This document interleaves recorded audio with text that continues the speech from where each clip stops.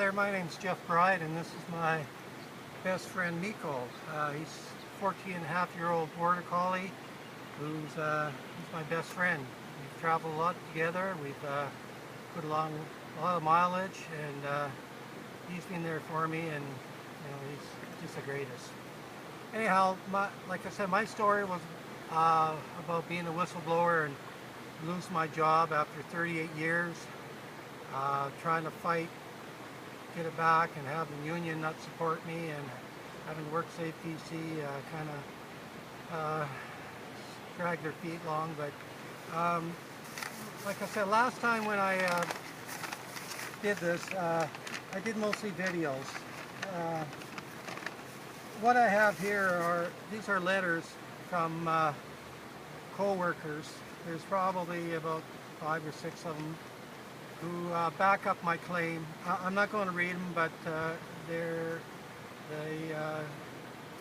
media, they have access to it and stuff like that. But these are letters telling me that I told the truth, and that there was contamination at the workplace. There was a cover-up, and stuff like that. My stories kind of take a kind of a twist, because I'm not sure if you folks are probably remember last February in Los Angeles, where a former member of the LAPD went on this crazy sort of mission of his. His name was Christopher Donor.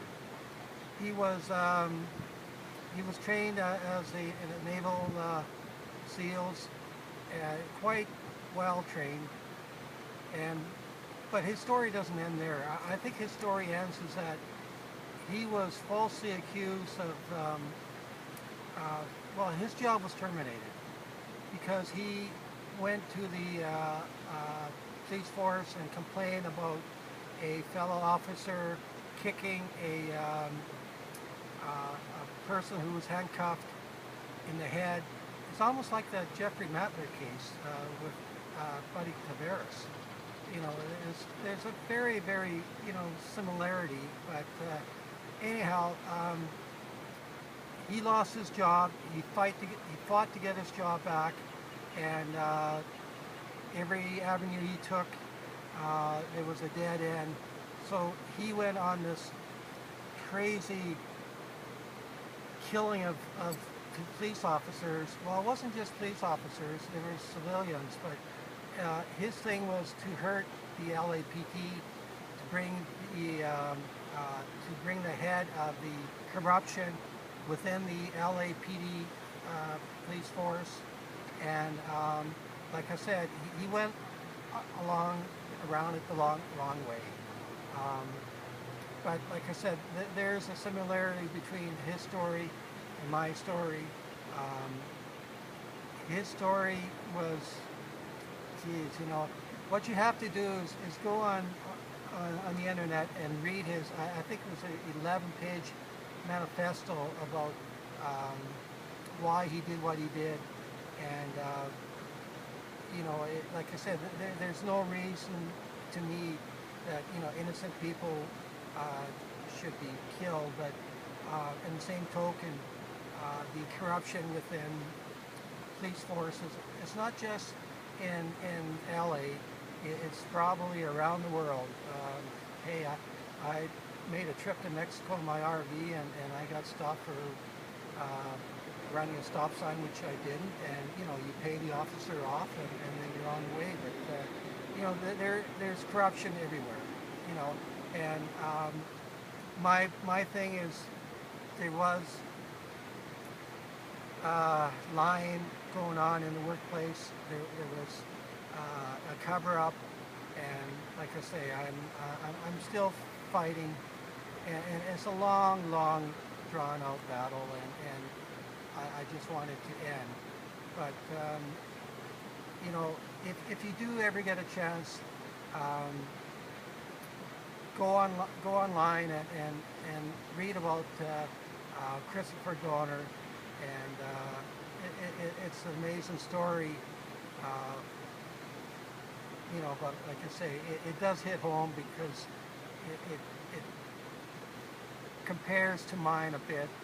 You know, I'm this fellow who yeah, I remember back 7 months ago, I believe, or whatever it was. I took a slingshot. I was going to scare this magpie, and I ended up by killing it. And I felt so bad. I mean, I went to work and I was devastated. You know, I'm one of these law-abiding citizens that I won't hurt anybody. Strangely enough, I've thought about hurting myself, and hopefully that's as far as it gets, you know. But anyways, I'm sitting on the train track. About 45 minutes ago, a train went by, and just hopefully it doesn't come by again. But you know, like I say, I have evidence pointing out to my accusation about contamination on the workplace. I've got pictures. I just need to get these into the right hands, and you know, I've emailed my, gosh, I don't know how many politicians that MLAs that I emailed, and you know, but hopefully there will be something positive coming out of this. You know, me and Nico, we've been on this journey for, I don't know, I guess ever since April 3rd when I lost my home, and we bought the motorhome, and we've been traveling. We did the Oregon coast, and like this last time was, you know, the eastern part of California, western part of Arizona, and a small part of Mexico. But no, this thing about Mexico, boy, you know, think twice if you decide to drive to Mexico. Fly in, fly out. That's the only way to do it. You know, believe me. I was warned.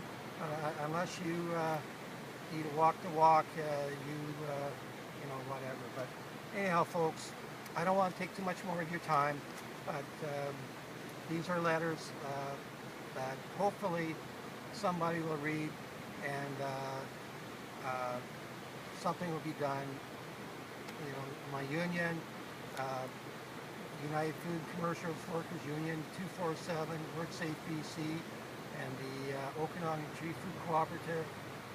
I'm pretty relentless when it comes to trying to get justice done, and I just want to go through the proper channels, do everything legal, excuse me, and hopefully there'll be, like I said, I miss having a home. I miss, you know, I'm blacklisted. You know, I'm still trying to look for work and stuff like that. And actually, it is getting pretty tough again. You know, but I'm not a very religious person. I just, maybe somebody out there can pray for me, you know, and hope for the best. And you know, so. But anyways, oh yeah, this letter here is actually, I went to Vancouver, and I went to the Vancouver Coastal Health, and what it is, it's a letter from a doctor, what's the heck's his name now? Chris Carlston. He's an expert when it comes to lung and respiratory disease problems, and I showed him those pictures that I put on YouTube, and he said without a doubt, according to those pictures, that, you know, with the pigeon feces, that there's no doubt that I contacted something from the pigeon feces, and that, like I said, this is a letter from an expert, and I just hope WorkSafe BC. And that's the trouble with WorkSafe BC. You know, it's almost like you're talking with the police, where they investigate their own.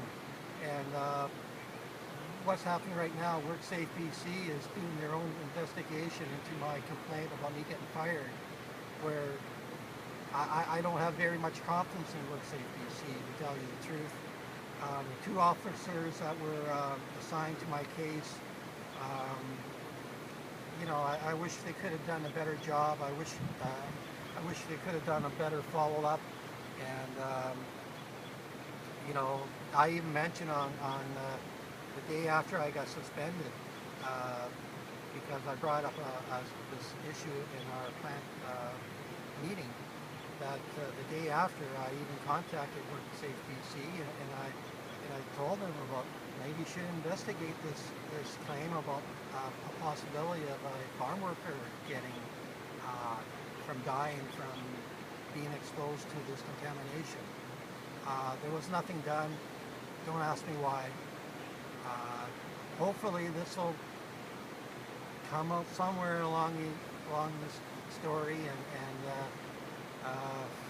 boy, it is a fascinating story. You know, too bad it's kind of taking its toll on me. But all I want to emphasize is that everything I've said has been the truth, and I got pictures and letters to back me up. It's just a matter of getting into the proper people who will do an investigation into this cover-up, and you know, maybe there'll be a happy ending with this. Okay, thanks a lot for your time again.